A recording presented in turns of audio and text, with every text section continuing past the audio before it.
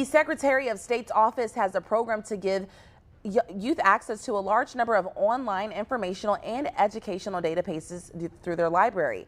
The state entered a contract with a digital library resource program that includes more than 50 databases. Inside, ebooks, peer-reviewed journals, magazines, newspapers, and research databases. The goal is to close a long-standing gap for access to information. Now it's available to people regardless of their local libraries. Databases include a variety of topics like business, hobbies, wellness, technology, and more.